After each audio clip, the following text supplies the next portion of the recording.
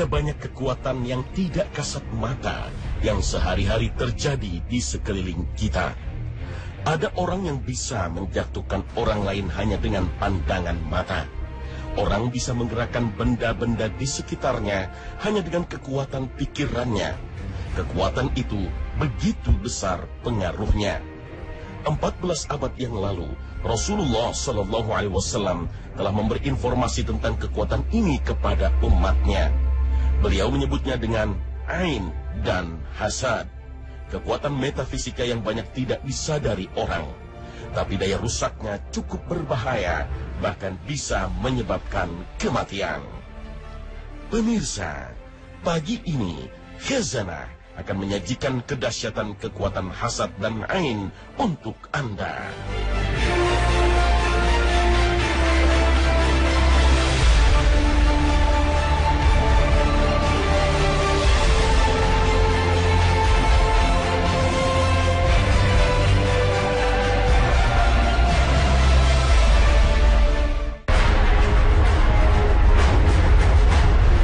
Assalamualaikum warahmatullahi wabarakatuh. Pagi ini Khazanah kembali menyajikan kepada Anda untayan ilmu yang terpendam dalam luasnya Khazanah Islam. Ain dan hasad, dua istilah yang sering digandengkan. Keduanya memiliki persamaan dan perbedaan. Hasad berarti iri hati atau dengki. Lebih rinci lagi, hasad berarti perasaan tidak suka terhadap nikmat dan karunia yang diperoleh orang lain dan berharap lenyapnya nikmat itu. Hasad ini penyakit hati yang banyak menimpa manusia. Hasad atau dengki dan iri hati menjadi pemicu banyak dosa dan permusuhan. Karena hasad atau dengki, iblis tidak sudi sujud terhadap Nabi Adam alaihissalam. Allah mengutuk iblis. Iblis dan pengikutnya menjadi pelopor dalam proyek menyesatkan manusia, anak keturunan Nabi Adam alaihissalam. Demikian berbahayanya hasad atau dengki karena menyebabkan terjadinya pembunuhan pertama di muka bumi. Qabil, putra Nabi Adam alaihissalam, mampu membunuh saudaranya Habil karena hasad atau iri hati. Hasad hakikatnya permusuhan terhadap Allah Subhanahu wa Ta'ala. Karena pelaku hasad atau dengki tidak rela Allah memberi karunia terhadap seseorang. Padahal Allah memberi siapa yang Dia kehendaki dan mencabut nikmat dari siapa yang dikehendakinya. Kita tidak membahas hasad atau dengki terkait dengan perasaan atau sifat buruk yang ada di hati, melainkan adanya kekuatan yang timbul dari diri seseorang akibat rasa iri dengki. Kekuatan ini bisa menimbulkan gangguan pada orang lain atau objek yang dituju. Kekuatan yang mengganggu itu biasanya muncul lewat pandangan atau mata. Lalu, apa yang dimaksud dengan ain? Ain artinya mata atau pandangan. Hampir sama dengan hasad atau dengki. Hanya saja ain atau pandangan muncul akibat rasa heran atau takjub terhadap objek yang dituju. Hasad dan ain atau pandangan sama-sama menghasilkan kekuatan yang menimbulkan gangguan fisik dan psikis. Jika hasad hampir dipastikan datang dari orang dengan penyakit hati disebabkan oleh iri hati, maka ain bisa saja datang dari orang-orang yang baik dan soleh karena pemicunya adalah rasa heran dan takjub. Kekuatan ain atau pandangan dan pengaruhnya bisa kita lihat pada seorang sahabat Nabi bernama Sahal bin Hunayf radhiyallahu anhu. Suatu ketika, Sahal bin Hanif turut serta dalam rombongan Nabi SAW dalam perjalanan dari Madinah menuju Makkah. Sesampai rombongan di lembah yang mengalirkan air sungai di daerah Juhfah, Sahal bin Hunayf kemudian mandi. Dia adalah seorang laki-laki yang indah bentuk tubuhnya dan putih kulitnya. Amir bin Rabi'ah, salah seorang dari Bani Adi bin Ka'ab, yang saat ikut mandi memperhatikannya seraya berkata, "Belum pernah aku melihat tubuh dan kulit seindah yang kulihat pada hari ini."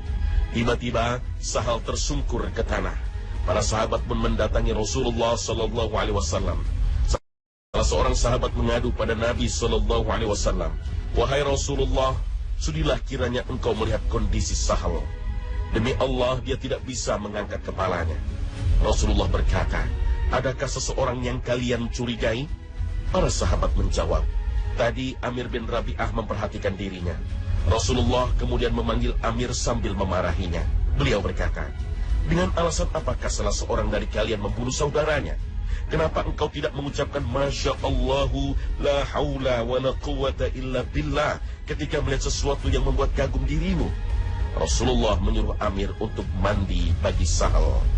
Amir bin Rabi'ah lalu mencuci muka, kedua tangan, kedua siku, kedua lutut, jari-jari kedua kakinya, dan bagian dalam sarungnya di atas sebuah bejana.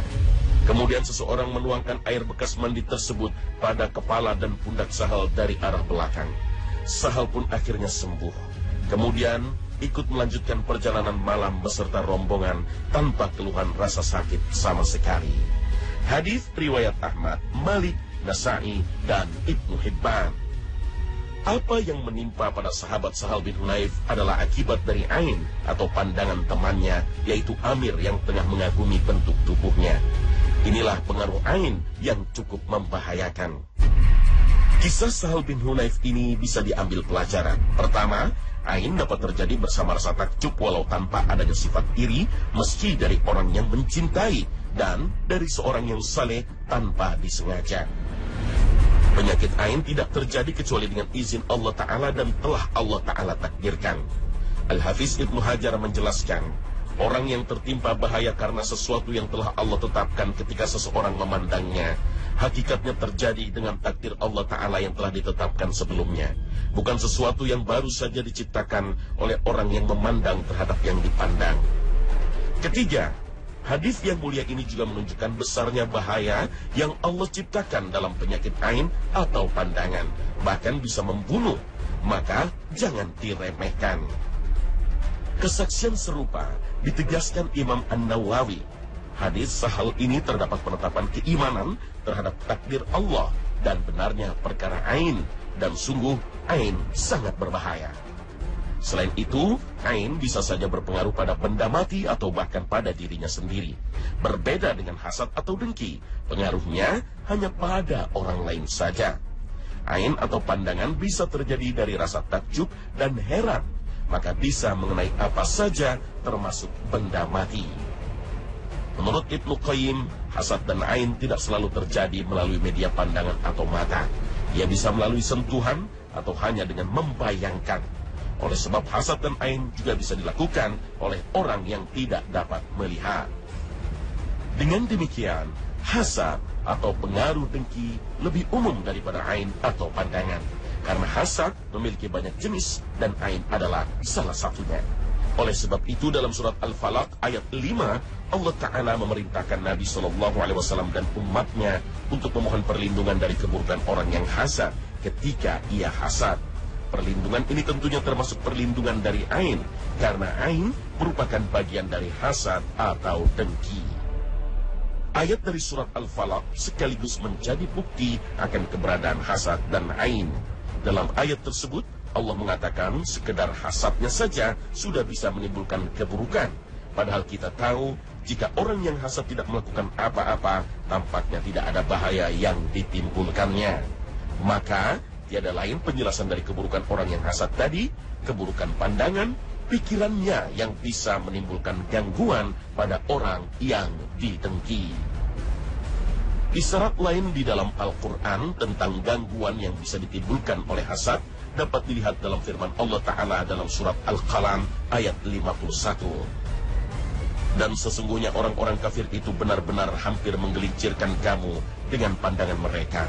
Tatkala mereka mendengar Al-Quran dan mereka berkata, sesungguhnya ia Muhammad benar-benar orang yang gila. Al-Quran surah Al-Qalam ayat 51. Beberapa ahli tafsir seperti Ibnu Abbas dan Mujahid ketika menjelaskan ayat ini mengatakan bahwa jika tidak dilindungi Allah, pandangan kedengkian orang-orang kafir tersebut dapat menggelincirkan atau mempengaruhi Nabi Muhammad SAW. Ayat inilah yang membuktikan adanya pengaruh hasad dan ain.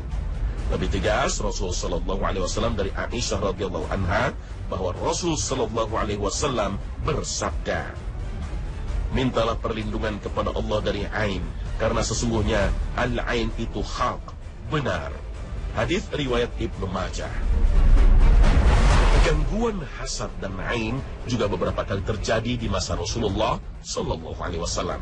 Hal ini bisa dilihat dari nasihat beliau dalam hadis yang diriwayatkan Imam Ahmad dan Imam Tirmizi dari Asma bin Umais. Ia berkata, "Wahai Rasulullah, sesungguhnya Bani Ja'far terkenal al-ain. Maka apakah boleh aku meruqyah mereka?"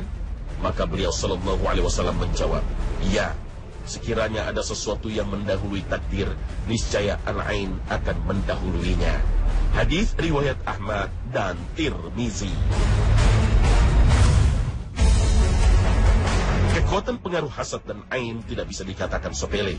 Pengaruhnya nyata dan bisa saja menjadi penyebab berbagai macam penyakit fisik dan non-fisik.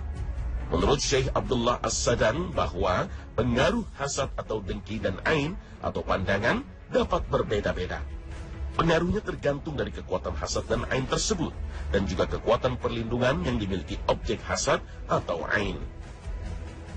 Gejala yang patut dicurigai sebagai gejala terkena ain, apalagi jika sumber penyakitnya tidak terdeteksi oleh ilmu kedokteran, gejala itu bisa berupa sakit kepala yang berpindah-pindah, muka pucat, banyak berkeringat, dan banyak buang air kecil, hilang nafsu makan, kesemutan pada ujung jari, badan panas, jantung berdebar, rasa nyeri yang berpindah antara pundak dan punggung, dada sesak, susah tidur, dan mudah tersulut emosi karena hal sepele. Tanda tersebut bisa ada salah satunya atau beberapa di antaranya. Syekh Sadahan lebih lanjut menjelaskan, ain bisa saja menjadi penyebab berbagai penyakit yang saat ini banyak menjangkiti umat manusia seperti kanker, stroke, asma, kelumpuhan, kemandulan, penyakit diabetes, tekanan darah, haid tidak teratur pada wanita, dan berbagai penyakit lainnya.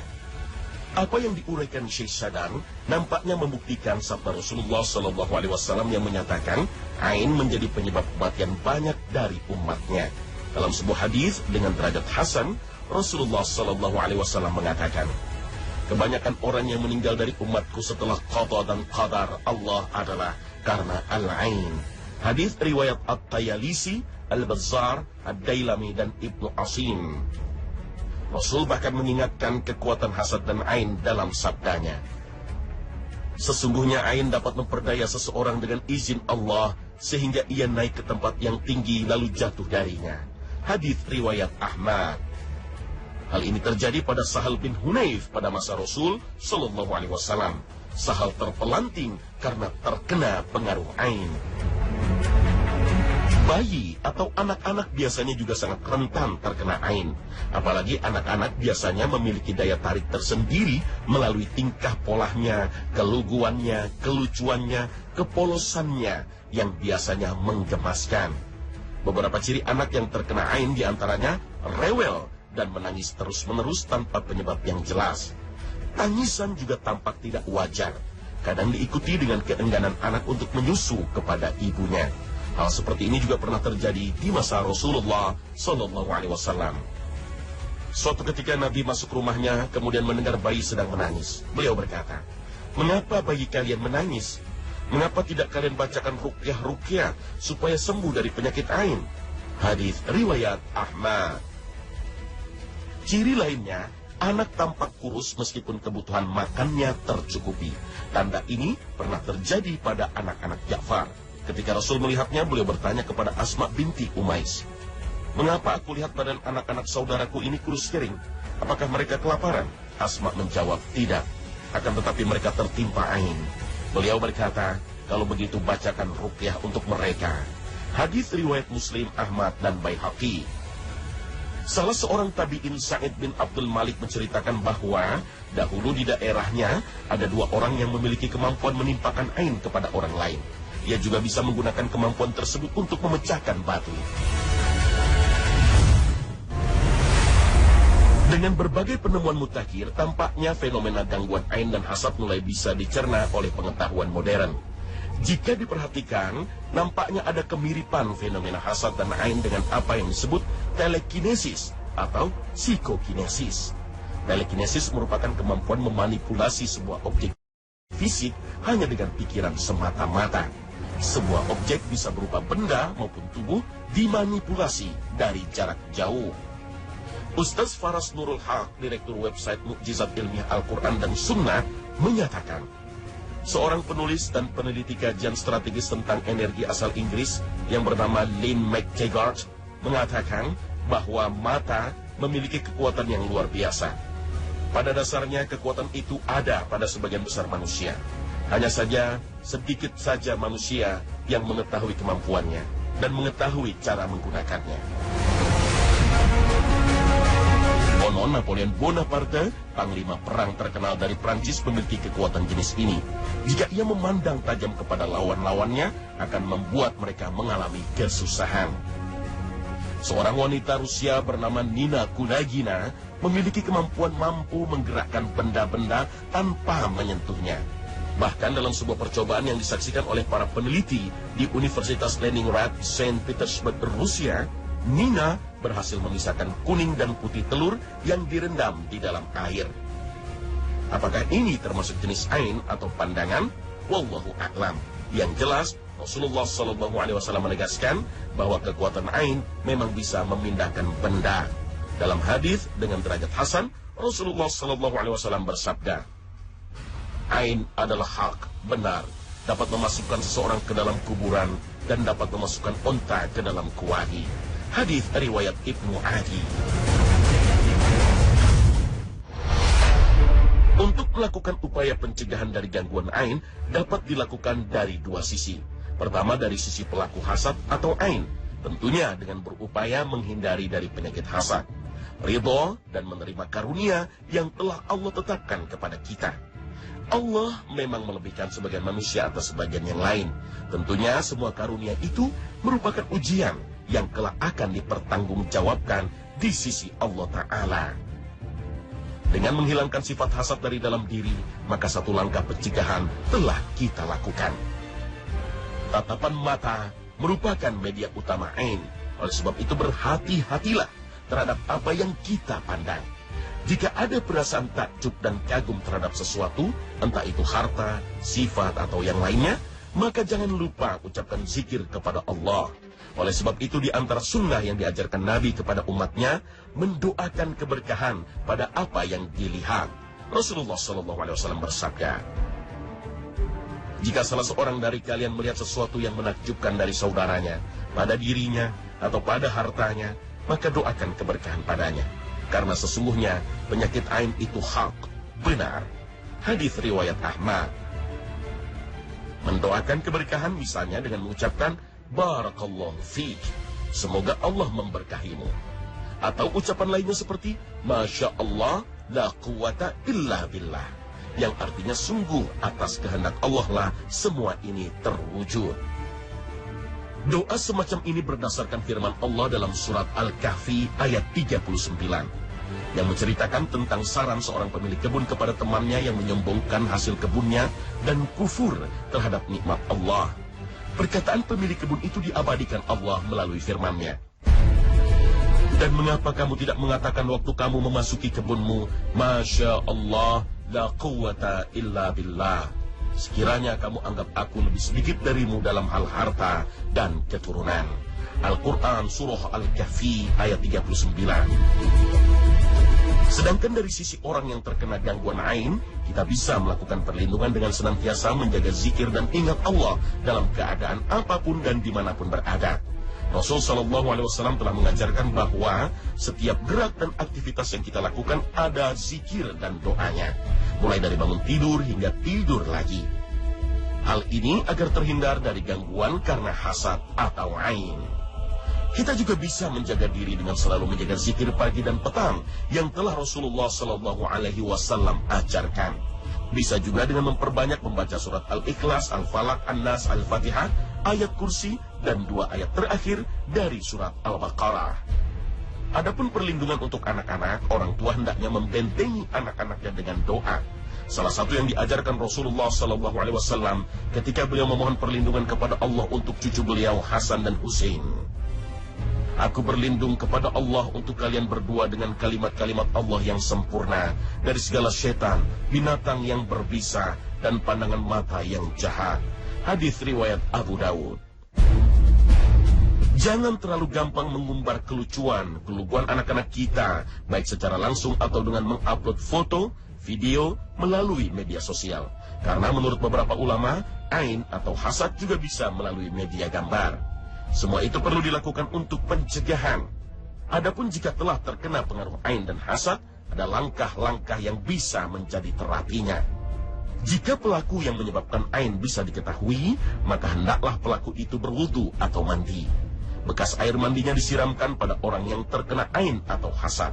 Adapun jika pelakunya tidak diketahui, maka diruqyah dengan bacaan Al-Quran dan doa-doa sebagaimana yang dicontohkan oleh Rasulullah SAW. Doa ruqyah itu dapat dibaca pada air, kemudian diminumkan ke penderita, dan sisanya diusapkan ke tubuhnya.